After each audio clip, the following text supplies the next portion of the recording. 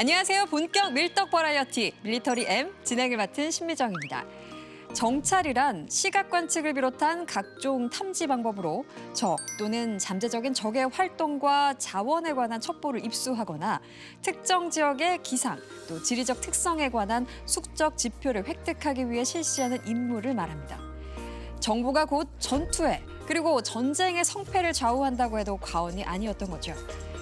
비행기라는 신무기가 등장한 후 사람들은 이를 정찰기로 활용했습니다. 항공정찰은 당시까지 나온 모든 정찰 수단 가운데 가장 정확하고 빨랐던 방법이었기 때문에 각 나라들은 이 정찰기를 격추하겠다고 나섰고 공중전은 이 정찰기를 막는 것에서 시작됐습니다. 냉전 시대에는 이 항공정찰이 국가의 운명을 좌우했다고 해도 과언이 아닌데요. 미국은 소련의 기습적인 핵 공격에 대비하기 위해 압박이 심했고 필요한 정보를 모으기 위해서는 항공정찰을 생각할 수밖에 없었습니다. 좀 더 생생한 정보를 적이 모르게 알아도 어쩌지 못하게 모으려면 어떻게 해야 하는 걸까요? 적국의 상공을 더 높은 곳에서 더 빠르게 비행하면 되지 않을까요?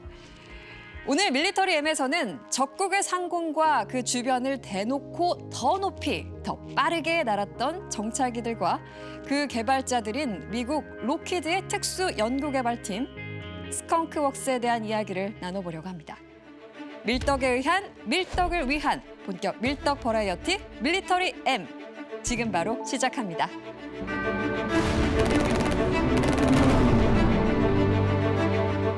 본격 밀떡 버라이어티 밀리터리 M 환장님, 팬더님 안녕하세요. 안녕하세요. 안녕하세요. 오늘 주제 보니까 유투가 나오더라고요. 유투 나옵니다. 저의 구남친과 굉장히 많은 추억이 있는 밴드입니다. 유투. 구남친. 그래서 이게 뭐지? 설마 그 유투는 아닐 테고요. 그 유투 아닙니다. 그렇죠? 죄송합니다. 팝의 전설 유투가 아니라 오늘 얘기할 사람은 미국 항공업계의 전설 켈리 존슨의 이야기를 할 겁니다. 저도 뭐 물론 기본적으로 유투를 좋아하지만 네. 뭐 우리는 밀떡이니까 일단 미국 정찰기 먼저. 오, 정찰기 얘기. 네. 정찰기를 만든 분이 얼마나 대단한 분이길래요. 이분이 2차 세계전 당시에 가장 성공적인 쌍발 정투기라고 할 수 있는 P-38을 27살에 설계했어요. 우와, 그리고 천재네. 가장 아름다운 곡선을 자랑했던 여기 끼인 컨스텔레이션을 이 사람이 만들었어요. 그리고 미국 최초의 제트 전투기는 F-80도 이 사람이 만들었어요. 미국 최초의 애프터버너 탑재 전투기는 XF-90도 이 사람이 만들었어요. 천재네요. 세계 최초의 마하 2급 전투기는 F-104 스타파이터도 이 사람이 만들었었고 지금도 날아다니는 C-130 허큘리스도 이 사람이 만들었어요. 아니 지금 도대체 몇 개예요? 혼자 그걸 다 한 거예요? 지금 말한 것도 그냥 네. 일부분만 얘기한 그래요? 거예요. 성공작 요만큼 하니까 오죽하면은 이 켈리 존슨을 두고 이 사람은 공기가 보이는 것 같다. 그런 말까지 들었었어요, 정말로. 그렇군요. 그 켈리 존슨은 소속사인 그 로키드 내에서 그 개발팀을 끌었는데 그 팀이 그 유명한 스컹크웍스입니다. 스컹크웍스요. 뭐 냄새가 나는 느낌도 나는데. 정확하게 맞추셨어요. 진짜 왜? 네. 처음에 그 팀이 그 꾸릴 때 들어간 곳에 그 고무 가공 공장 같은 게 있었는데 냄새가 좀 약간 나가지고 정말요? 그런 별명이 붙였죠. 진짜 냄새랑 관계가 있었다. 네. 천재들이기도 한데 또 엉뚱한 면도 있네요. 그 모기업 로키드가 네. 이 스컹크웍스의 정권을 켈리 존슨에게 다 줘버렸어요. 막 예산 마음대로 가져가라. 1년 뒤 뽑고 싶은데 다 뽑아라. 다 사후 승인 해줄 테니까 일단 결과만 내놔. 파격 그 자체였죠. 그러네요. 이 평범한 사원처럼 부려먹었다가는 그 켈리 존슨의 재능을 제대로 쓸 수 없다고 본 거죠. 뭐 다른 업체들도 뭐 개발 전문 조직을 꾸리긴 했지만 뭐 천재적인 리더도 없고 뭐 개발의 자유가 없는 그런 뭐 평범한 개발자 집단이었기 때문에 뭐 별다른 그 뚜렷한 성과를 거두지 못했죠. 그런데 이렇게 엄청난 대우를 받은 팀답게 어메이징한 대작을 많이 만들어낸 건가요? 오늘 소개할 게 스컹크웍스가 자랑하는 걸작 항공기 중에서 냉전 시대를 뒤흔든 두 대의 정찰기 이야기를 할 겁니다. 바로 U2 드래곤 레이디랑 SR-71 블랙버드입니다. 유투가 정찰기 이름이었군요. 정찰기였습니다. 시대를 뒤흔든 정찰기였다. 이게 뭐 전투기도 아니고 폭격기도 아니고 말 그대로 그냥 정찰기인데 걸작으로 꼽힌다는 데는 또 이유가 있겠죠? 이유가 있죠. 냉전이었기 때문입니다. 그 당시 시계가. 그 냉전 시절에는 그 교류가 전부 다 이렇게 차단된 상태였기 때문에 네. 그 미국이 소련의 군사력을 그 제대로 파악을 하지 못하고 있었습니다. 소련도 이걸 역이용해서 서방 세계를 자주 속이곤 했죠. 속여요? 네, 가장 유명한 사례가 1955년 7월에 있었던 공중 퍼레이드였습니다. 이 영상을 보면은 소련에서 미국까지 날아갈 수 있는 바이슨 폭격기 60대가 나오거든요. 네. 근데 서방 세계는 이 퍼레이드에 이 정도 동원될 정도면은 최소한 수백 대가 이게 배치돼 있을 거다. 이렇게 생각해서 바짝 긴장했거든요. 그렇겠죠. 근데 하지만 퍼레이드는 실제로 동원된 바이슨 폭격기는 딱 10대였어요. 아, 뭐였었냐? 카메라 밑에 지상이 딱 있잖아요. 그러니까 삥 돈다 한 바퀴 돌고 다시 돌고 다시 돌고 다시 돌았던 거예요. 보기에만 그렇게 보기에만. 많이 보였군요. 그렇죠. 실제로 그 당시 그 소련이 가지고 있던 그 바이슨 폭격기는 딱 23대뿐이었습니다. 뭐 이런 식으로 그 좀 많이 속이곤 했죠. 이러니 그 미국을 포함한 서방 국가들은 어떻게든 그 정찰기를 보내서 사진을 찍으려고 온갖 노력을 다 기울였습니다. 아하. 하지만 그 정찰기들은 대부분 요격기나 대공포대에 막혔죠. 그래서 미국 정부가의 그 대책위원회는 그 대공포나 미사일, 요격기가 절대로 따라갈 수 없는 고고도까지 올라가서 사진을 찍는 정찰기를 만들자는 결론을 내리게 되죠. 엄청 높다고 했는데 도대체 얼마나 높은가요? 그러니까 대충 한 21km 정도? 21km. 고도. 그러니까 이 정도면 성층권이니까 성층권을 비행하는 비행기죠. 이게 언뜻 안 하다실 것 같은데 네. 국내산 여객기 제주도 가는 그게 네. 한 고도가 6에서 8km 사이에 어머. 왔다 갔다 해요. 그리고 국제선 네. 프랑스 왔다 갔다 하는 네네. 이게 고도 한 13km. 어, 그리고 우리나라 주력 전투기 F-15가 네. 아무것도 달지 않고 네. 미친 듯이 수직으로 올라가 봐요. 18km 정도. 어머. 그러니까 그걸 가뿐히 뛰어넘는 고도로 올리자고 결정을 내린 거죠. 오. 따라올 테면 따라와봐. 21km 올 수 있냐? 그거죠. 스컹크박스 듣고 보니 정말 대단한 것 같습니다. 그 시대에 그게 어떻게 가능했을까요? 그 이론상 날개가 이렇게 글라이더처럼 긴 그 특수한 비행기를 만들면은 뭐 21km까지는 올라갈 수가 있긴 합니다. 날개가 하지만 그 이전엔 그 누구도 그런 고도까지 비행기를 날려본 경험이 없었죠. 덕분에 다들 엄청난 시간과 비용을 들여야 한다고 믿고 있었죠. 그 당시에는. 하지만 이게 켈리 존스는 믿을 수 있는 정찰기를 가장 짧은 시간 내에 가장 저렴한 비용으로 만들 수 있다고 이렇게 약을 팔았죠. 팔아서 미국 중앙정보 그러니까 CIA와 계약을 따냈습니다. 아니 근데 공군이 아니고 CIA예요? 네, CIA예요. 그러니까 소련 정보가 가장 절실한 집단이었잖아요. 그렇죠. 냉전 시절에 정찰기 몇 대만 운영하는 거는 공군이 아니라 가능했었습니다. 미국이니까. 그렇게 등장한 정찰기가 바로 U2입니다. 지금 저건가요? 네. 아니 근데 아까 뭐 말씀해주셨다시피 날개가 진짜 기네요. 몸 길이는 좀 짧은데 네. 날개가 뭐 왜 이렇게까지 길죠? 그러니까 날개가 크면 클수록 양력을 많이 받아가지고 높은 고도에서 연비 좋게 날기 쉽지 않아죠.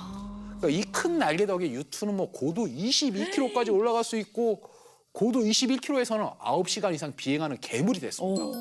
항속거리도 요구 조건이 4,800km로 훨씬 초과 달성해가지고 소련 상공은 남에서 북으로 그대로 통과할 수 있을 정도가 됐습니다. 뭐 소련 상공을 날고 있어도 워낙 고도가 높으니까 소련이 뭐 조치를 취할 수 있을 만한 게 없겠네요. 그 당시에 그 소련의 그 최신 전투기인 뭐 미그 21이나 수호이 7은 그 최대 상승 고도가 6만 피트, 즉 18km가 채 안 됐기 때문에 이 전투기로 U2를 따라잡는 건 뭐 거의 불가능에 가까웠죠. 그랬겠네요. 이렇게 뭐 U2는 아이디어를 낸 지 불과 8개월 만인 1955년에 실제 비행기가 완성됐어요. 그리고 시험 비행을 거쳐서 10개월 후인 1950년 1월부터 실전에 투입됐습니다. 정말 말도 안 되게 너무 빠르다. 빠른 속도로 개발한 거죠. 네. 참고로 이때 U2의 시험장이 네바다주 그루포스 공군기지에 있는 바로 에어리어 52 바로 거기입니다. 우리가 지난번에 얘기했던 그 에어리어 51이요. 예. 스텔스 헬기를 만들었던 바로 거기. 거기요. 엑스파일에 자주 등장하는 이유가 다 이렇게 있었네요. U2 과연 어떤 성과를 냈는지 성적표 궁금합니다. 그러니까 완성된 U2는 8월 동맹국에 전개됐어요. 그래서 정찰병 그때부터 뛰어 올린 거죠. 실제로 투입된 거는 한 30회도 되지 않았습니다. 정찰병은. 근데 1956년부터 1959년까지 CIA와 국방부가 얻은 소련 화상 정보의 90%를 U2가 다 뽑아낸 거였습니다. 혼자 다 했네요. 혼자 다 열일했네요. 반대로 그 정말 소련 입장에서는 정말 뭐 미치고 환장할 노릇이었죠. 그렇죠. 뭐 멋대로 쳐들어와가지고 정보를 뭐 쏙쏙 뽑아가는데 딱히 막을 수 있는 방법이 없었거든요. 뭐 레이더에는 다 쫙 보이는데 뭐 격추할 수 있는 수단이 없으니까 정말 뭐 깝깝한 노릇이었겠죠. 그러네요. 막을 방법이 없으니까 정말 답답하고 미국은 통쾌하고. 미국이 그렇게 통쾌하지도 않아요. 걔들도 좀 찜찜했었어요. 왜요? 미국도 미국 나름대로 불안했거든요. 어? 그러니까 레이더에 대놓고 이거 포착이 되는 거예요. 아. 고도가 높았지만 이때 있는 거잖아요. U2의 고도보다 훨씬 높아갈 수 있는 이렇게 미사일이 나오는 순간 U2는 그냥 격추되거든요. 아. 특히 신형 지대공 미사일은 최대 고도가 25km라 가지고 U2 위로 지나갈 수 있게 됐거든요. 아하하하. 그럼 이게 제대로만 맞으면 격추되거든요. 아, 그러네요. 비행기만 못 올라오면 된다고 생각을 했었는데 또 그런 문제가 있었네요. 대책은 좀 있었나요? 딱히 없었습니다. 없었어요. 네, 이 스컹크웍스에서는 유트로 그 레이더 탐지를 피할 수 있는 방법을 좀 연구하긴 했지만 그 당시의 기술로는 뭐 결과가 시원치 않았죠. 그래서 그 CIA 측에게 그 조만간 유투가 뭐 격추될 수도 있다, 뭐 이런 식으로 경고를 했고 결국 CIA도 유투 침투를 포기할 준비까지 했습니다. 아. 그게 1960년 5월경의 일이죠. 근데 이게 사람에게 욕심이 끝이 없거든요. 아, 그럼요. 문제는 이 과정에서 마지막 비행을 앞두고 가능한 정보를 최대한 많이 뽑고 그다음에 털자. 아하. 이왕 만든 거. 이왕 만든 거 뽑자. 뽑아야지. 그쵸. 그래서 파키스탄, 노르웨이 비행 경로를 또 선택했다는 겁니다. 아. 그리고 소련은 이미 대기를 하고 있었어요. 요 알아 이 자식들아, 미사일 밑에 다 대기해놓고 아. 경로 지나가는 데마다 미사일 다 잔뜩 배치해놓은 상황이었어요. 너네가 보려면 봐. 우린 다 기다리고 있어. 기다리고 있어. 아, 분위기 안 이 좋네. 상황에서 U2가 다시 날아올랐어요. 아. 그러니까 요격기들은 전부 다 따돌렸는데 문제는 미사일이었습니다. 어. 미사일이 멀찍이 막 계속 날아오는데 U2가 피하긴 했었어요. 피하긴 했는데 스베들로브스크 상공을 지나가다가 SA-2 가이드라인 미사일 중 한 발이 이게 가까운 거리에서 빵 터진 거예요. 아이고, 어떡하지? U2는 이때 추락하죠. 그 유명한 교과서에 실려 나오는 게리 파워즈 그 조종사가 소련군에 생포됩니다. 아하. 당시에는 미국이 미소 정상회담을 이렇게 추진하고 있었거든요. 네. 위에서 이거 찍으면서 미소 정상회담 아하, 추진하고 네. 있었는데 이게 취소됐어요. 아하. 저라도 취소했을 것 같아요. 아하. 당연히 U2는 소련 침투 계획의 모든 게 전면 백지화가 됐죠. 아, 그럼 미국은 이게 높이 날아서 정보를 캐내겠다 하는 방법을 포기했겠네요? 완전히 포기한 건 아니죠. 그것도 아니고. 네, 그 게리 파워즈가 격추당한 이후에 그 미국은 소련 침투 비행을 포기하긴 했지만 미국의 적이 그 소련만 있는 건 아니죠. 그렇죠. 그래서 2차 중국 대만 분쟁이 시작되자 대만인 파일럿을 태운 U2를 중국 상공에 투입해서 정찰을 하게 했습니다. 오. 뭐 이것도 얼마 못 가서 중국의 소련에서 SA-2 지대공 미사일을 도입하는 바람에 결국 U2를 5대나 잃었고 그 뒤로는 중국 상공으로도 침투를 하지 못했죠. 아, 우리의 유튜. 근데 SA-2 미사일 때문에 수명이 끝나버린 건가요? 격추 이후에도 침투 비행은 포기하고 CIA 기체는 좀 더 공군에 넘겼거든요. 아. 근데 고고도에서 넓은 영역을 감시하는 능력은 진짜 여전히 쓸만했거든요. 그렇군요. 그래서 고성능 카메라나 레이더를 위에다 달고 뭐 정찰이나 감시 용도로 지금까지 쓰이고 있습니다. 나사에서도 고고도에서 우주를 관측하는 실험들을 활용했고요. 그러면은 유튜 이후에 미국은 뭐 소련이라든지 뭐 중국 상공에 침투하는 정찰기를 뭐 완전히 포기했나요? 그것도 여기서 아니에요? 포기할 미국이 아니죠. 그죠? 이왕 만든 거 이왕 여러모로. 계속 해야죠. 여러모로. 그러니까 U2가 한참 활약하던 1958년에 켈리 존스는 조만간 소련이 U2의 대응법을 발견할 거다. 그러면서 9만 피트 27.5km 상공은 소리보다 3배 빠른 마하 3의 속도로 날아가는 정찰기를 개발하자고. 요거면 됩니다. U2는 안 되지만 요건 됩니다. 이렇게 또 한 번 또 이렇게 밀어넣은 거죠. 아니 비행기가 소리보다 몇 배요? 총알보다 빠른 속도죠, 3배면은. 그러니까 높이 나는 걸 넘어서 미사일 안 맞게 높이 그리고 빨리. 오. 이러면은 우리 다 피한다. 켈리 존스 이분 정말 대단한 것 같은데. 근데 맞아요. 이게 높이 날았는데 안 되면은 높이 빨리. 날면 되니까. 그렇죠. 여기다가 U2로부터 얻은 경험도 추가를 했는데 그 대공 미사일에 걸리지 않기 위해서 RCS, 즉 레이더 반사 면적을 줄여야 한다는 조건도 덧붙였죠. 아. 이 모든 조건을 강요받은 정찰기가 바로 SR-71 블랙버드입니다.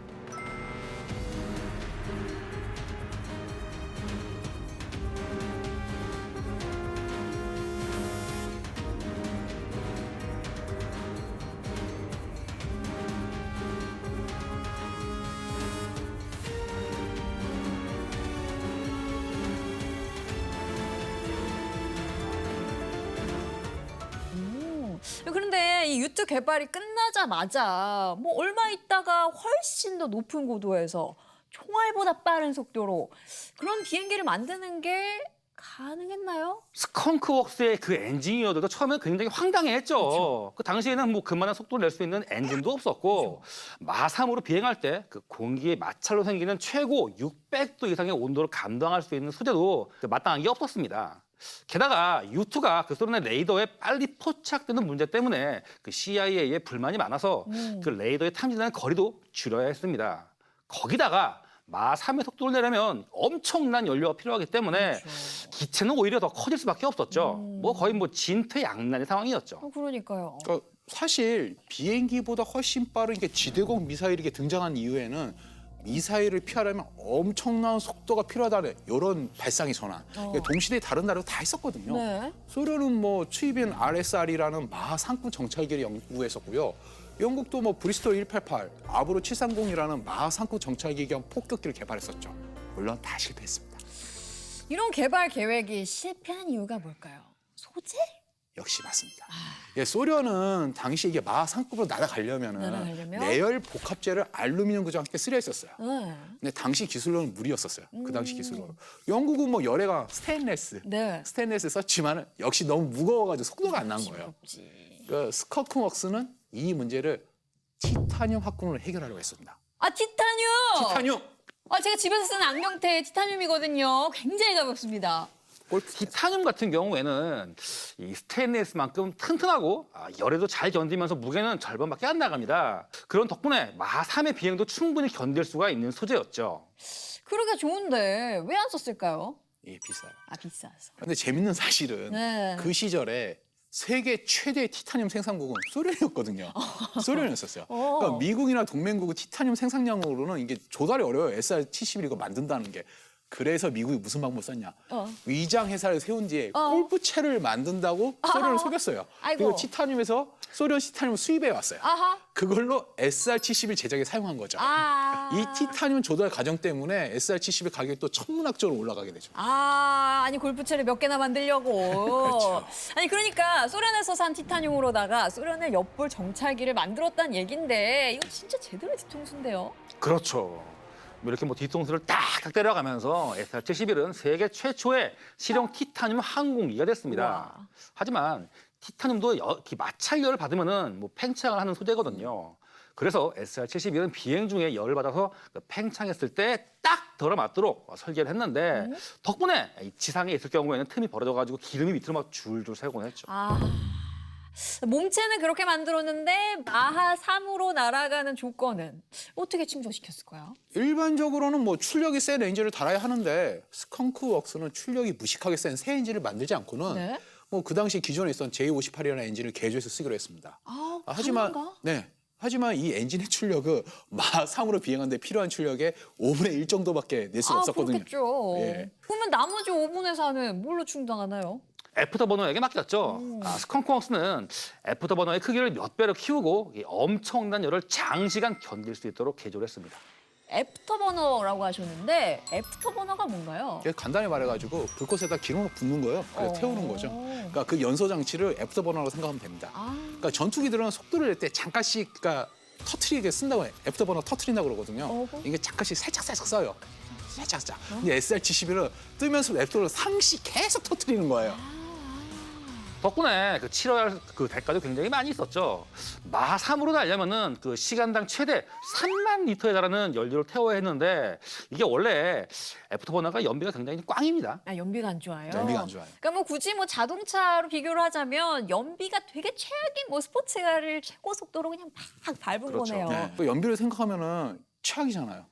근데 마3으로 계속 날아가야 돼요. 그렇지. 그러면 연료 탱크를 키워야 되죠. 그렇죠. 그러면은 몸집도 커져야 되죠. 그렇죠. 그러니까 SR-71은 46,000리터의 연료를 싣기 위해 가지고 길이만 32m, 아. 이륙 중량이 78톤. 아이고. 완전히 이런 거대한 비행기가 돼버린 거예요. 아니 뭐 정찰기 한 대 만들려다가 무슨. 그렇죠.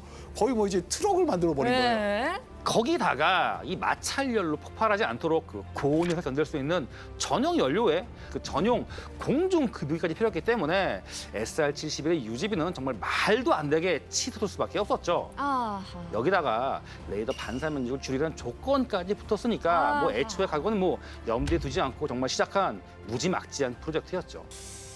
아, 돈 생각하지 않고 인류의 꿈을 이룬 비행기다라고 정리를 할 수 있을 것 같은데, 아니 성능은 그렇게 좋은데 옵션이 너무 많아요. 손이 너무 많이 가고. 그렇죠.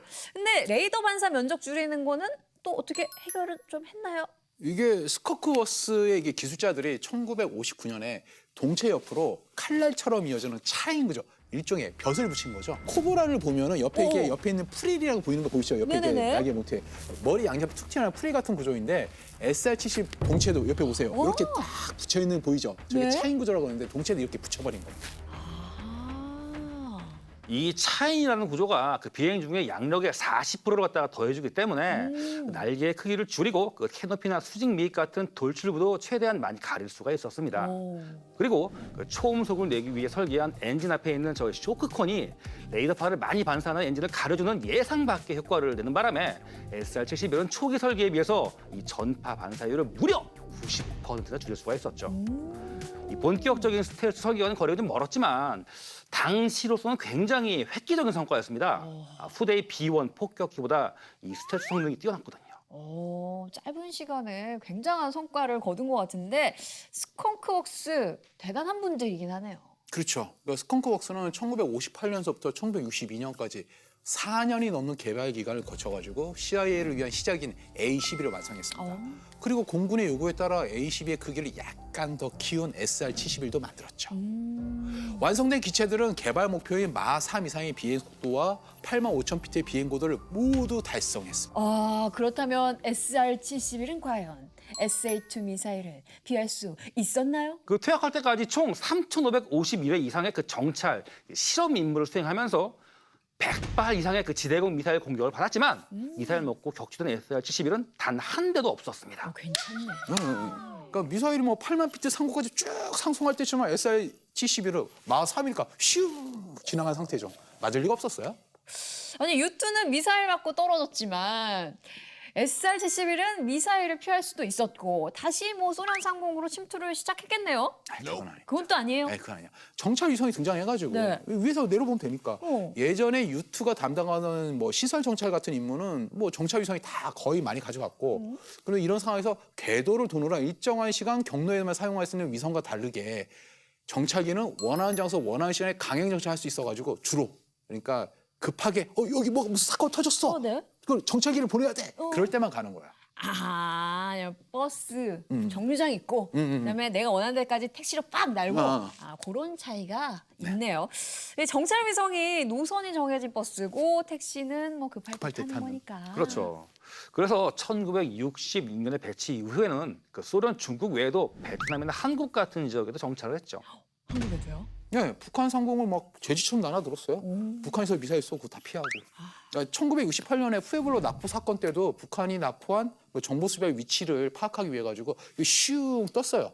뜨고 뭐 북한 동해안을 주요한 걸 전부 다 촬영했었어요. 북한이 이거 맞겠다고 막 덤벼들었는데 다 피하고. 아무튼 SR-71은 어떻게 됐는지 굉장히 궁금해지는데 아직도 쓰입니까? 스컹크웍스는 이 정찰기에 만족하지 않고 이 엄청난 비행기를 이 폭격기나 요격기로 그 개조하고 싶어 했습니다. 하지만 고속에서 불난다고 연료도 전용, 티타늄 동체 관리한다고 공구도 전용, 뭐 이런 식으로 돈을 갖다가 쫙쫙 뿌려댔으니까 아무리 미국이라고 해도 그 비용을 전부 감당하기는 힘들었죠. 그러니까 뭐 냉전이라는 특수한 상황에서는 뭐 소련의 정보 획득이 미국의 최우선 과제였으니까 SR-71 뭐 이렇게 돈 써도 괜찮다. 그냥 한번 가보자. 그렇지만 이제 평화 상태, 냉전이 끝났지 않습니까? 냉전이 끝났어. 냉전 말기부터 SR-71을 이렇게 버려야 한다 이게 그런 말들이 많이 나왔었죠. 공중 급유기에 전용 기름에 사실 얘가 거의 뭐 돈 먹는 기계거든요. 돈 막 뿌리는 거죠. 그렇죠. 뭐 돈만 잡아먹는 SR-71은 뭐 굳이 필요 없다 이거죠. 굳이 필요 없으니까 너 나가. 대출? 대출. 정말요? 네. 냉정하죠. 냉정해요. 결국 SR-71은 1998년에 전부 퇴역해버렸습니다. 지금은 뭐 박물관에 가면 볼 수 있죠. 1966년에 완성됐다고 하셨으니까 거의 뭐 32년을 뭐 열일했네요. 그럼 뭐 30년 동안 이게 몇 가지 실험기를 빼면 인류가 사용하는 모든 비행기 중에서 가장 빠르고 가장 높이 나는 비행기 자리를 뺏기지 않았으니까 그러니까요. 그것만으로 굉장히 봐야죠. 그렇죠. 성공했어요. 스크웍스. 이게 끝이 아닐 것 같다는 어떤 그런 느낌적인 느낌이 막 오는데요. 정답입니다. 네. 이분들 뭐 도전을 계속했죠.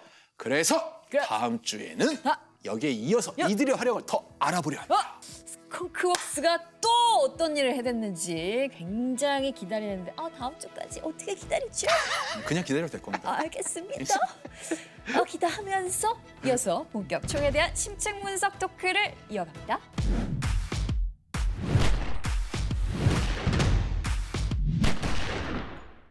밀리터리 M에서 야심차게 기획한 총 대 총 코너.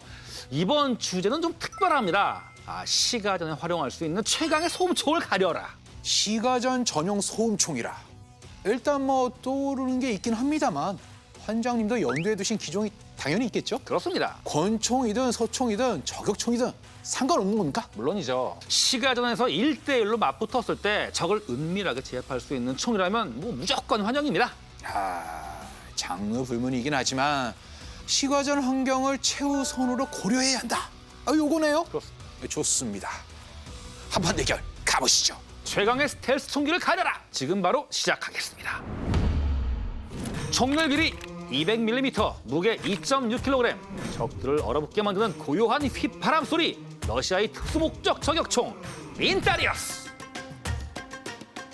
빈타리우스? 저거 부스스 빈토레즈 아닌가요? 맞습니다. 러시아 오리지널 발음을 한번 흉내내봤고요. 근데 이게 무슨 뜻입니까?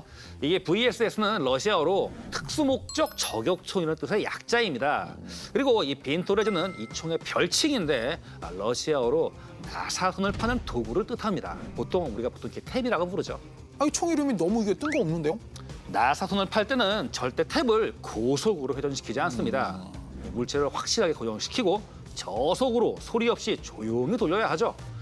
빈토레즈가 확실하게 포착한 목표물을 저속으로 날아가는 전용탄으로 소리 없이 쓰러뜨리는 소음 저격총이라는 점을 생각해 본다면 진짜 기가 막힌 네이밍 센스라고 볼 수가 있죠. 살짝 오싹합니다. 그렇죠. 팬더님이 선택하신 총기 소개해 주시죠. 총열 길이 229mm, 무게 3.3kg, HK460 카라. 최첨단 스텔스 돌격 소총의 시대가 왔다. 시그 MCX 블랙맘바. 짧게 소개를 해주셨는데 어려운 말투성이네요. 하나만 여쭤볼게요. 이 블랙맘바 이게 무슨 뜻입니까? 아프리카에서 서식하는 세상에서 제일 빠르고 위험한 독사를 말하는 건데 시그 사워의 MCX 시리즈 중에서 초기에 제작했던 소음 특화형 총기 별칭이기도 합니다. 그만큼 치명적인 총이다 이거군요. 좋습니다. 러시아의 특수목적 저격총 빈토레즈 대 미국의 저신성 돌격 무기 블랙맘바의 한판 대결. Get in the ring. 오늘 대결을 펼칠 두 총기들은 소음을 억제하는 소음총이라는 공통적인 특징이 있습니다. 그렇습니다. 기본적으로 소음기 장착을 염두에 두고 만든 총들이죠. 그래서 우리 시청자님들의 이해를 돕기 위해서 소음기에 대해 먼저 설명해 드리고 넘어가는 게 순서가 아닐까 하는데요. 이 부분을 확실하게 알고 있어야 블랙맘바와 빈토레즈의 대결 과정을 쉽게 이해할 수 있다. 이거죠. 그렇습니다. 좋습니다. 환장님이 소음총이라는 주제를 선정하신 만큼 소음기를 장착했을 때의 장점부터 설명해 주시기 바랍니다. 소음기에 대해 설명하려면 일단 그 총성이 발생하는 이유부터 살펴봐야 합니다. 너무 뻔한 것 같긴 하지만 하나씩 확실하게 짚고 넘어가 보죠.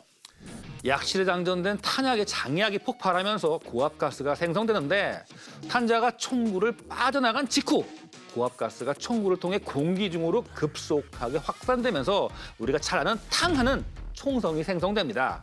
이때 총각 내에서 미처 연소되지 못한 화약 알갱이도 고압가스와 함께 총구 바깥으로 분출되는데 이 화약 조각들이 공기와 만나 급속하게 연소하면서 추가적인 소음과 화염을 일으키죠.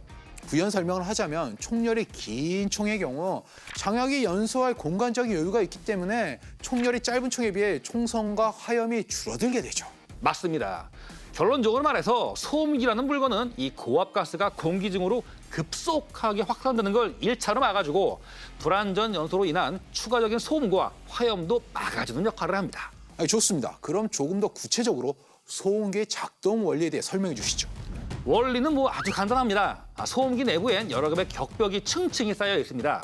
이걸 베풀이라고 하는데 총구로 빠져나온 고압가스가 이 베풀들 사이를 굽이굽이 거치면서 이 가스 분출 속도가 확 떨어지게 되죠. 소음기를 끼웠을 때의 가스 방출 시간이 소음기를 끼우지 않았을 때의 가스 방출 시간보다 길다는 거죠. 맞습니다. 그래서 파열음도 확 감소가 되죠. 그리고 불완전 연소된 화약 조각도 소음기 내부에서 연소된 다음에 분출되기 때문에 추가적인 소음 감소 및 화염 감소 효과도 생기는 거죠. 소음은 보통 어느 정도 이렇게 줄어드나요? M16 같은 경우에 소음이 165데시벨입니다. 로켓이 발사될 때 나오는 소음에 해당하죠. 여기다가 소음기를 장착하면 소음이 135데시벨로 내려가는데 대략 1000분의 1 수준으로 줄어든다고 보시면 됩니다. 1000분의 1로 줄어들었다고 해도 135데시벨이라면 비행기 소음 수준 아닌가요? 꽤 시끄러운 소리죠. 하지만 100m 정도 떨어진 거리에서는 어디에서 총을 쐈는지 파악하기 어려운 수준이기 때문에 당하는 입장에서는 굉장히 곤욕스럽죠. 요약하자면 소음기는 총소리를 완전히 줄여주는 게 아니라 사수의 위치를 숨겨주는 역할 정도다. 뭐 이런 건가요? 맞습니다. 그리고 소음기는 소리를 줄여주는 역할 외에도 부가적인 기능이 꽤 많이 있습니다. 이거 뭐 팬더님이 설명을 한번 해주시죠. 총구 화염을 상당수 감춰줘서 야간전 시야확보에도 도움이 되고요. 소음기 자체의 무게도 있으니까 총구 들림을 어느 정도 억제해줘서 집탄성 향상에도 꽤 도움이 되죠. 그래서 영어권에서는 소음기에 해당하는 사일런서라는 단어 외에도 억제기에 해당하는 서프레서라는 단어도 혼용해서 씁니다. 그리고 소음기를 쓰면 그 반동이 줄어들고 탄속도 살짝 빨라지는 효과가 있습니다. 그 부분은 상세한 설명이 필요할 것 같습니다. 소음기를 쓰면 소음기를 통해 빠져나가는 가스의 압력이 대폭 감소하기 때문에 작용과 반작용의 원리에 의해 총이 이 뒤로 탁 밀려나는 반동이 당연히 줄어들게 됩니다. 그리고 이 소음기는 자체 무거도 꽤 많이 나가기 때문에 총구 들림 억제는 물론 그 반동 감소에도 꽤 도움이 되죠. 덕분에 연사 시에 그 집탄성이 좋아지는 그런 부가적인 효과도 있죠. 그렇군요. 그럼 소음기를 썼을 때 탄속이 빨라지는 이유는 뭡니까? 탄자는 총강을 빠져나간 직후에도 아주 잠시 동안 그 뒤따라오는 가스에 떠밀려서 가속이 진행됩니다. 물론 그래봤자 총강을 빠져나온 가스는 대부분 공기 중으로 넓게 확산되기 때문에 탄속 증가 효과는 미미하죠. 하지만 소음기를 쓰면 총구를 빠져나온 가스가 흩어지지 않고 소음기 내에서 탄저를 지속적으로 밀어주기 때문에 유의미한 탄속 증가 효과가 발생합니다. 일종의 연장 촉렬 역할을 하는 셈이다. 뭐 그런 건가요? 맞습니다. 이론적으로는 이해가 되는데 정말 그럴까 하는 의심이 듭니다. 증빙 자료 준비됐나요? 물론이죠. 우선 탄자 무게가 115그레인인 9mm 파라벨룸탄부터 시작합니다. 소음기를 끼우지 않은 상태로 5발을 쐈을 때의 평균 탄속이 305m/s입니다. 그리고 소음기를 끼운 상태로 5발을 쐈을 때는 평균 탄속이 312m/s가 나옵니다. 진짜 탄속이 살짝 올라갔는데요? 이거를 뭐 운동 에너지로 환산하면은 549줄에서 568줄로 약 19줄 정도 증가한 셈이죠. 소총에서는 어떻습니까? 어느 정도나 탄속이 올라가나요? 탄자목의 168g짜리 7.62mm 나토탄의 경우에는 평균 탄속이 760m/s입니다. 그리고 소음기를 끼운 상태로 5발을 쐈을 때 평균 탄속은 767m/s입니다. 운동 에너지로 환산하면 무려 140줄이나 증가한 셈이죠. 이야, 이거 대단한데요? 그리고 9mm 탄과 7.62mm 나토탄 외에도 22LR탄, 300 블랙아웃탄, 7.62mm 3구탄, 5.56mm 탄, 338 라프아까지 모두 동일한 방식으로 테스트를 진행했는데 딱 하나를 빼놓고는 모두 소음기를 장착했을 때 탄속이 증가하죠. 탄속이 감소한 탄은 어떤 탄입니까? 5.56mm 탄입니다. 905m/s에서 901m/s로 살짝 줄어드는데 뭐 운동 에너지로 치면 한 11줄 정도 준 셈이죠. 대체적으로 소음기를 장착하면 운동 에너지가 증가한다고 볼 수 있겠군요. 그렇습니다. 자, 여기까지만 들어보면 소음기만 끼웠다 하면 총의 성능이 모든 면에서 업그레이드 되는 것 같은데 당연히 아주 당연히 단점도 있지 않겠습니까? 아, 물론입니다. 소음기를 장착했을 때 발생하는 문제점에 대해서는 우리 뭐 팬더님께서 한번 설명을 해주시죠. 뭐 좋습니다. 2라운드 가시죠. 소음기를 사용했을 때의 단점. 우선 첫 번째, 총이 너무 길고 무거워집니다. 그러니까 총 길이를 어떻게든 줄이고 무게를 가볍게 해도 시원찮을 판에 소음기를 장착하면 길이는 20cm 내외, 무게는 500g 내외가 늘어나 버리죠. 그러니까 뭐 기동성과 사용 편의성에 문제가 생긴다 이거군요. 그리고 두 번째 문제는요. 이게 두 번째는 좀 심각한데요. 소음기를 장착하면 앞서 말씀드린 바와 같이 고압가스와 불완전 연소된 하약 알갱이, 즉 탄매가 총구 쪽으로 시원시원하게 빠져나가지 못하기 때문에 총 내부로 역류에 들어옵니다. 그래서 가스압으로 노리쇠를 작동시키는 자동 소총들은 노리쇠의 후퇴 속도가 과도하게 빨라져서 이 고장의 원인이 되기도 하죠. 특히 M16이나 M4 같은 가스 직동식은 가스가 노리쇠를 직접 밀어주는 방식이기 때문에 소음기를 끼웠다 하면 뭐 약실 통해 가지고 가스와 탄매가 역류해서 사수가 눈도 못 뜰 지경이 되죠. 맞습니다. 소음기를 자주 애용하면 총 내부에 탄매가 많이 끼니까 자주 청소해주지 않으면 녹이 슬어버려서 총 하나 버리는 셈이 되죠. 소음기를 장착했을 때 발생하는 문제점은 뭐 이 정도로 끝난 건가요? 아직 하나가 더 남았죠. 탄착점이 달라집니다. 그러니까 소음기를 끼우고 쐈을 때랑 그냥 쐈을 때랑 뭐 0점이 틀어진다 뭐 이 말인가요? 맞습니다. 빈토레이지 같은 경우에는 뭐 어차피 소음기 일체형이라 뭐 0점이 틀어질 여유는 없겠네요. 그렇죠. 그런데 이 탄착점이 틀어지는 근본적인 이유가 뭐죠? 그러니까 저가형 소음기를 쓸 때 이 문제가 심각해집니다. 그러니까 저가형 소음기들은 총열에 장착했을 때 총열 축선과 소음기의 축선이 완벽하게 일치하지 않는 경우가 이게 종종 발생합니다. 그게 뭐 큰 문제가 되나요? 소음기는 연장 총열 역할을 하기 때문에 소음기가 살짝이라도 이게 삐뚤어지게 장착되면 탄자의 궤도가 틀어질 수밖에 없습니다. 그래서 소음기를 장착했을 때의 축선이 총열 축선과 100% 이게 일치해야 됩니다. 아무리 소음기가 뭐 연장 총열 역할을 한다고 해도 이게 뭐 실제로 탄도에 영향을 미칠 정도가 되나요? 이거 좀 의심스러운데. 당연하죠. 총구 바깥으로 뿜어져 나오는 가스가 탄도에 얼마나 영향을 미치는지 설명드리죠. 이게 영상을 잘 보시면 탄자가 빠져나오는 안쪽 면에 이게 흠집이 보이죠. 네, 뭐 살짝 보이긴 하네요. 이렇게 안쪽에 이렇게 약간 스크래치 같은 게.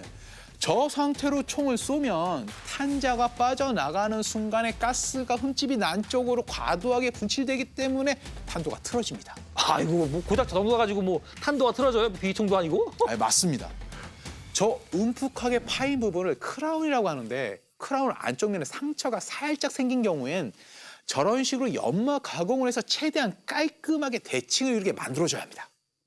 크라운 안쪽 면에 상처가 클 경우엔 아예 절삭 가공을 해서 상처 부분을 통째로 깎아내야 하죠. 그럼 이 소음기를 장착했을 때 이 총열 축선과 100% 일치하기만 하면 탄도가 틀어질 염려가 없는 셈이니까 뭐 소음기 나사선만 잘 파면 되겠네요. 소음기 나사선을 아무리 잘 파놔도 총열에 새겨진 나사선이 삐뚤어져 있으면 이게 소용이 없습니다. 쉽게 말해서 총 자체가 정교하지 않으면 아무리 좋은 소음기를 끼워도 이게 탄착점이 이게 벌어지는 건 어쩔 수 없다. 요거죠. 잠깐만요. 그럼 소음기 내경을 좀 넉넉하게 구멍을 이렇게 뽕 뚫어 놓으면 되지 않나요? 그렇게 하면은 이 가스압 편차가 생긴다고 해도 탄도에 큰 지장을 주진 않을 것 같은데. 이게 좋은 방법이긴 한데 그렇게 만들면 가스가 배풀을 거치지 않고 그대로 빠져나가는 양이 많아지죠. 즉 소음기 구실을 제대로 못한다는 겁니다. 그렇군요. 어쨌거나 이 좋은 소음기를 써서 이 총열 축선과 완벽하게 일치시켜 놓기만 하면 뭐 탄착점 변동은 없다 이렇게 볼 수 있는 건가요? 100% 일치되는 소음기를 쓰더라도 탄착적 변동은 이게 피해갈 수가 없습니다. 예? 잘 이해가 안 되는데요. 좀 쉽게 좀 설명을 해주시죠. 그러니까 총열이 아무리 단단하다고 해도 격발 시에는 장약이 폭발력 때문에 총열이 휘청휘청합니다. 진짜 그러네. 이걸 총열의 고유 진동이라고 하는데 소음기를 장착하는 순간 총열의 무게가 달라지기 때문에 고유 진동에 변화가 생깁니다. 그러니까 탄착점이 달라진다는 얘기죠. 이건 착검을 해도 마찬가지입니다. 무게가 달라지니까 그렇군요. 이 소음기가 못 쓸 물건이네. 아니죠. 소음기를 장착했을 때 탄착점이 일정하게 달라진다면 큰 문제가 없죠. 0점을 조절해서 쏘면 되거든요. 진짜 큰 문제는 소음기를 장착한 뒤에 쏠 때마다 탄착점이 변하는 경우죠. 그건 또 무슨 경우입니까? 소음기와 총열의 결합이 느슨한 경우죠. 보통 나사성 결합 방식이 아니라 QD 타입 소음기를 사용할 때 이런 문제가 발생하는데 이건 비싼 소음기를 써서 해결하는 수밖에 없습니다. 역시나 뭐 싼 게 빛이 떡이네요. 그렇습니다. 그리고 마지막으로 이건 소음기를 끼웠을 때의 단점이라기보다 소음기의 한계라고 보는 게 타당한 것 같은데 아무리 비싸고 좋은 소음기를 쓴다고 해도 막을 수 없는 소음이 있습니다. 하나씩 설명해 주시죠. 가스 피스톤식 자동화기는 격발 시 생성된 가스의 일부가 노즐을 작동시키고 가스 포트를 통해 빠져나가기 때문에 이 폭발음까지는 막을 수가 없습니다. 그렇게 본다면 자동 권총은 가스가 빠져나가는 루트가 총구뿐이니까 뭐 그런 부차적인 폭발음은 없겠네요. 맞습니다. 지난 시간에 얘기했던 브라우닝 쇼트 리코일 구조를 이용하는 대부분의 현대 자동 권총들은 소음 효과가 꽤 뛰어납니다. 그러니까 눈으로 직접 확인해 보시죠. 근데 뭐 확실히 그 소음이 줄긴 했는데 이 슬라이드가 왕복하면서 나는 소리는 뭐 어쩔 수가 없네요. 잘 보셨습니다. 가스압의 힘으로 놀이새가 왕복 운동하는 모든 자동화기는 이 소음을 피해갈 수가 없습니다. 그럼 이 슬라이드 자체가 없는 그 리볼버 같은 경우는 어떨까요? 소음 효과가. 리볼버는 실린더와 총열 사이 틈새로 이게 가스가 빠져나오기 때문에 오히려 자동 권총보다 소음기 효과가 이게 확실히 좀 떨어집니다. 물론 나강 리볼버 같은 특이한 모델은 격발 시 실린더와 총열이 밀착되는 구조라 소음 효과가 꽤 좋죠.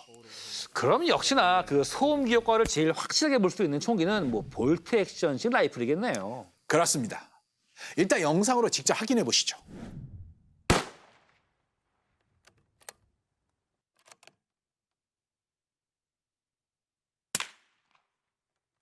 야, 뭐 진짜 소리가 뭐 드라마틱하게 줄어드네요. 네, 그렇습니다.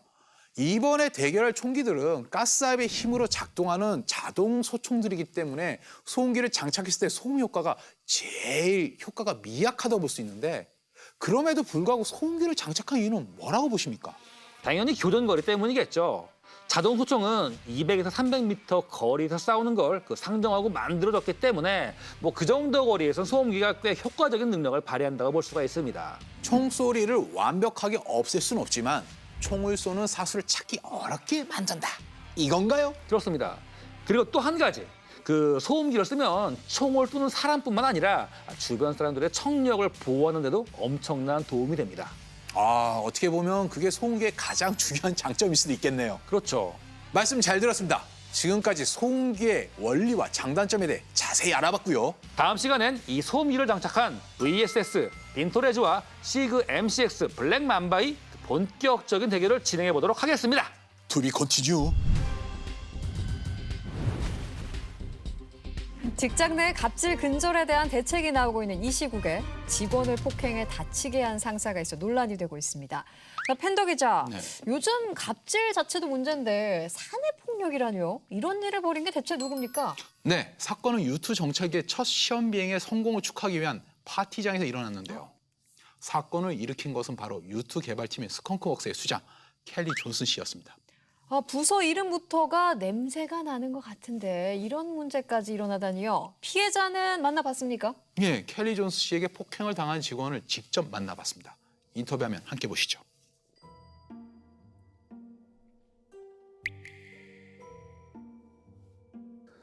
진짜 내가 이렇게까지 하면 살아야 돼?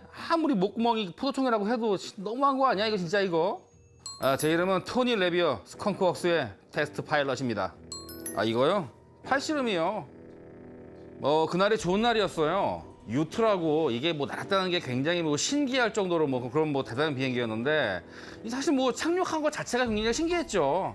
비행기가 하도 뭐 종이 짱마냥 뭐 가벼워가지고 이게 착륙이 진짜 보통 어려운 일이 아니었거든요. 다들 뭐 긴장을 했는데 추락할까봐 어쨌건 뭐 성공을 하니까 뭐 난리가 났죠. 다들 뭐 먹고 죽자 뭐 이거 알잖아요 이거 했다 이거예요 아무튼. 근데 켈리 존슨 그 양반이 갑자기 막 소리만 떡이 돼가지고 나한테 뭐 팔씨름을 하자고 덤비는 겁니다. 그 양반이 말이야 어렸을 때부터 이렇게 뭐 벽돌 다루고 해가지고 힘이 장사야 천하장사야 아주 그냥. 그래가지고 파티가 됐다 하면은 켈리한테 뭐 사람들이 뭐 도전장을 내밀고 했는데 우리 팀에서 이 양반한테 뭐 이기면은 25센트를 따는 게 룰이었지. 근데 내 기억에 돈 딴 사람이 한 명인가 아마 그랬을 겁니다. 뭔 소리? 난 진짜 억울한 게 그날따라서 켈리 이 양반이 나한테 뭐 팔씨름을 하자고 덤비더라고. 뭐 잔뜩 취해가지고. 그래놓고선 뭐 팔을 내 팔을 이렇게 만들어놨어. 진짜 적당히 했어야지. 이거 준비도 안 된 사람한테 뭐 팔을 막 이렇게 잡아가지고 이렇게 비틀어놔가지고 이렇게 만들어놨다니까. 덕분에 내가 한 달 동안은 비행기 조종관도 못 잡게 생겼어. 명색이 파일럿인데 말이야 내가. 글쎄 그 양반이 기억도 못 하더라니까. 그 다음날 나 딱 처음 보고 한 말이 뭔 줄 아셔? 야 자네 뭔 일이 있었어? 이 말이었다니까. 내가 진짜 열받지 않게 생겼어. 이유가 팔씨름이었다는 게 조금 어이없긴 한데 당사자가 하려고 했던 것도 아니고 책임자인 켈리 존슨 씨가 팔씨름을 하자고 해서 팔을 거의 부러뜨리다시피 했다면 그것도 산해법령의 범주에 들어갈 수도 있겠군요. 그렇죠. 켈리 존슨 씨는 이 상황에 대해서 뭐라고 얘기합니까? 기억이 나질 않는다라는 뭐 동서고금의 그 똑같은 멘트를 계속 반복하고 있습니다. 네. 스컹크웍스에서 켈리 존스 씨의 위치가 워낙 확고해서 주변에서는 억울하지만 어쩌겠냐 이런 정도로 묻어가는 그런 인상입니다. 당한 사람만 억울한 상황일 수도 있겠는데요. 아무리 몸 좋고 힘 좋아도 부하에게 자랑을 해서는 안 되는 게 아닐까 생각해 봅니다. 다시 말하지만 직장 내 갑질, 사내 폭력 안 됩니다.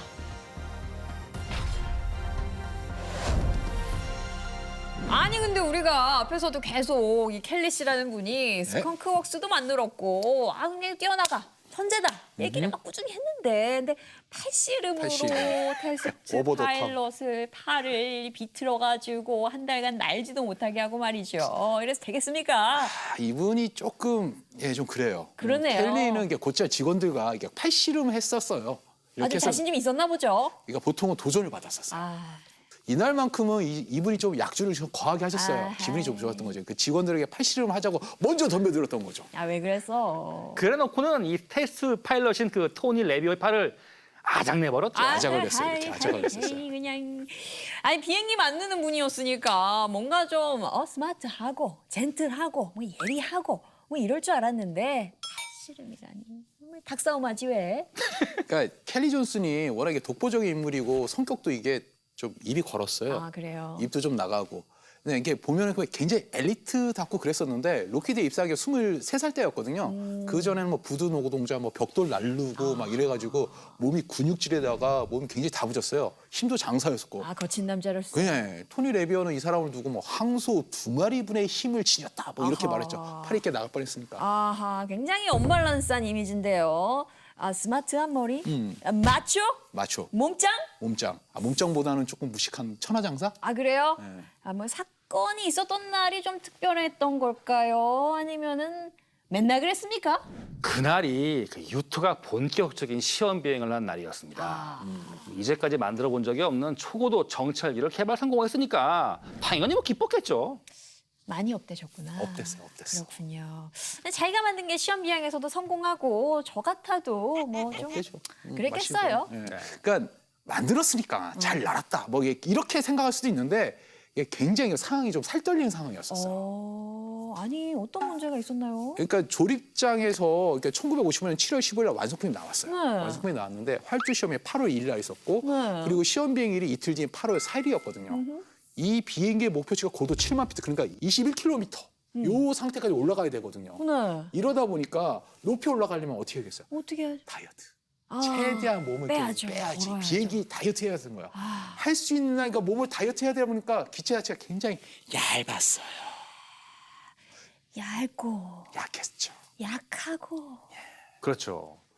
결국 켈리 존슨에 이어서 이 스컹크 웍스를 이어받은 책임자 벤 리치의 말에 따르면 이 작업자가 공구상자를 유투에 실수로 떨궜는데 그 자리에 이 10cm 크기의 자국이 생겼고 다들 말은 안 했지만 서로 이렇게 쫙 바라보면서 야 이렇게 약한 비행기가 과연 날 수 있을 것 같아? 뭐 이런 생각을 했다고 합니다.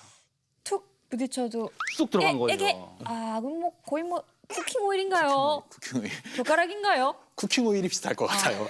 게다가 이게 원체 가볍다 보니까 얇다 보니까 가벼울 수밖에 없고 다이어트 해야 그렇죠. 되니까 활주 시험부터 이게 걱정선언은 계속 이어졌었어요. 그러니까 보통 비행기 이륙할 때 보면 속도가 한 200km, 300km 안팎이었는데 그래서 양력을 얻으니까 시속 한 130km 정도에서 호수 바닥에서 제 활주를 달리다가 브레이크를 걸었더니 이게 시험 조종사인 토니 레비오가 토니도 알아차리기 전에 비행기가 붕 떠버린 거예요. 브레이크 밟았다고. 황당한 거죠. 이제 뭐 토니 입장에선 뭐 지면이 어딘지도 파악할 수가 없어가지고 애먹었다고 하죠. 결국 뭐 억지로 착륙을 하다가 바퀴가 터지고 뭐 브레이크도 뭐 같이 망가졌다고 합니다. 아니 본격적으로 날아보기도 전에 뭐 이런 사단이 나네요. 그렇죠.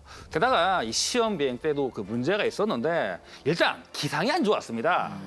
그리고 하늘로 올라갔다가 내려올 때 이 착륙하면서 기체가 이렇게 통통 튀어오르는 현상이 반복됐습니다. 가지가지했다 진짜. 가지가지했죠. 그렇죠. 켈리는 이렇게 파일럿인 토니에게 기수 쪽 바퀴로 이렇게 앞바퀴로 이렇게 착륙하라고 주문했는데 그랬더니까 오히려 튕겼던 거죠. 다행히 토니가 세 번째 만에 후륜 쪽을 먼저 지면에 대는 2점 착지로 무사히 착륙할 수 있었습니다. 그래도 다행이네요. 다행이죠. 조종사의 기술이 중요했던 것 같은데 아니 기껏 개발한 소중한 기체가 완전히 뭐 망가질 수도 있었던 거잖아요. 근데 무사히 착륙했으니까 업됐죠. 다행이다. 다행이다. 겠네요. 근데 그런데 팔이 부러질 뻔했죠. 그러니까요. 돌아와서 기껏 무사히 돌아왔더니 네 팔을 부러뜨리겠다. 그렇게 된 거죠. 다행히 뭐 뼈가 부러지는 않았지만 한 달 가까이 뭐 조종갈 잡기가 뭐 어려울 정도였다고 하니까 진짜 뭐 팔에 큰 뭐 무리가 가거나 진짜 아팠을 것 같다는 그런 생각이 듭니다. 한 달이나 뭐 조종을 못한 상황이라면 그래도 좀 크게 다친 것 같은데 그래놓고 정작 본인은 무슨 일? 기억도 못하고. 뭐지? 너 왜 그러니? 팔 뭐 무슨 일이야? 왜 그래? 너무했네요. 근데 저런 괴물 같은 사람한테 팔씨름으로 이겨가지고 25센트를 딴 사람 있나요? 있다고 하긴 하죠. 정말. 근데 25센트? 25센트. 25 장난. 25센트. 너무 달러 아니고 25. 센트. 꿈틀이 과자 하나 그럼 먹겠지. 뭐 합니까? 과자? 커피? 자판기? 안 되겠다. 안 되겠다.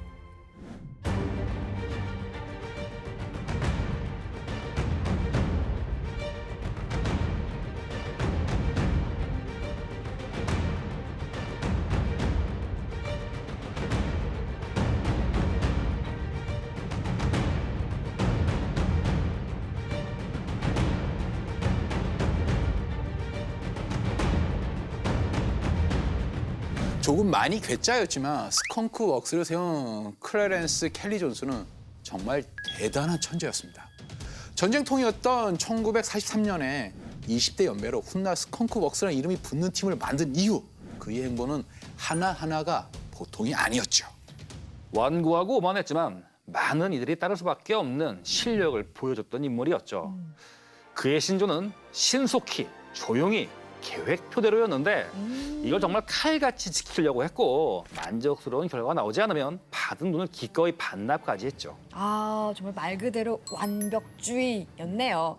표정이 뭐 그야말로 눈에 그려집니다. 이 켈리 존슨의 그 직계 후계자이자 그 스컹크 웍스를 이끌기도 했던 벤 리치는 켈리 존슨을 일컬어 우리들에게 아버지 같은 존재라고 칭하기도 했죠. 뭐 집단의 창설자라는 의미를 넘어서는 유대감이랄지 아니면 애정이 좀 느껴지는 표현인 것 같은데 근데 뭐 연이은 전쟁에 이어서 냉전의 한가운데 있었잖아요. 네. 그랬기 때문이었을까요? 뭐 그런 것도 있었을 겁니다. 특히 냉전 때라는 점 때문에 스컹크 웍스에 떨어진 인물은 그야말로 주도권 쟁탈의 첫머리에 서 있었죠. 냉전, 미국이 하면 소련도 받아쳐야 되고 그렇죠. 그야말로 끝없는 경쟁이었을 것 같은데요. 그렇죠. 그러니까 스컹크 웍스에게 부여된 임무는 소련을 비롯한 공산주의 진영의 미사일도 한다고 전투기라도 못 쫓아오는 정찰기를 개발해야 하는 일이었고 그렇게 만들어낸 U-2는 분명 나올 당시엔 소련 입장에서는 분통 터질 물건이었습니다. 하지만 그게 언제까지고 우위에 있을 수는 없는 노릇이었죠. 소련은 이를 격추하겠다고 모든 수단을 동원해서 U-2를 공격하려고 노력했었죠. 네. 결국 U-2는 4년 만에 일격돼서 조종사가 생포를 당합니다. 이를 혹시 뭐 예견이라도 했던 걸까요? 켈리 존슨은 이 요격 사건 2년 전인 이미 그 후속기를 준비하기 시작합니다. 그러면서 이런 말을 남겼죠. 한두 걸음 앞서는 것만으로는 아무런 소용이 없다. 그러면 소련이 곧 따라와서 한두 해 안에 다시 우리를 격추할 수 있기 때문이다. 그런 것은 필요 없다. 내가 원하는 것은 적어도 10년 이상 하늘을 지배할 수 있는 비행기다. 이런 말을 남겼죠. 10년 이상 하늘을 지배할 비행기다. 오늘 이야기 나온 블랙버드가 바로 그거였네요. 그렇습니다. 그래서 블랙버드가 U2의 후속기로서 첫 비행을 한 시기는 요격 사건이 일어난 지 불과 2년 만이었습니다. 비행기 한 대를 설계해 완성하는 데 드는 시간을 생각하면 정말 부지런하게 준비한 결과를 할 수 있죠. 맞아요. 정말 앞을 내다본 준비된 결과물이 새삼 더 대단하다는 생각이 드는데요. 켈리 존스, 또 스컹크워스. 대단한데요. 아직 놀라움을 멈출 때가 아닙니다. 이 스컹크 웍스에 관한 이야기는 여기서 끝나지 않았습니다. 다음 주는 켈리 존슨에 이어 스컹크 웍스를 이끌었던 벤 리치와 그가 주도해 만들었던 스텔스에 관한 이야기를 한번 해보겠습니다. 드디어 나왔다! 스텔스. 아, 진짜 to be continued 점점점 스텔스를 만나나요? 시청자 여러분들께서도 다음 시간 많이 기대해 주시기 바라겠고요. 저희는 다음 주에 스텔스 풍성한 밀리터리 정보로 다시 돌아오겠습니다. 모든 시청자가 밀떡이 되는 그날까지 천만 밀떡 양성 프로젝트 밀리터리 M! 다음 시간까지 안녕히 계세요. 안녕히 안녕히 계세요. 스텔스다. 스텔스다. 스컹크웍스의 스텔스기 개발 역사를 소개해보려고 하는데요. 제대로 날지도 못하는 걸 뭐 억지로 날게 한 셈이죠. 조용하고 더 짧고 더 강력한 총이었죠. 운동 에너지를 환산하면 690줄이죠. 핀트로즈가 약간 무세하네요. 이라크군이 미군에게 사기를 당했다는 주장이 나와 화제가 되고 있습니다. 가진 놈이 더 한다더니 너무한 거 아니야 이거 진짜? 확실히 이게 일치월장 역시 밀리터리. 밀리터리.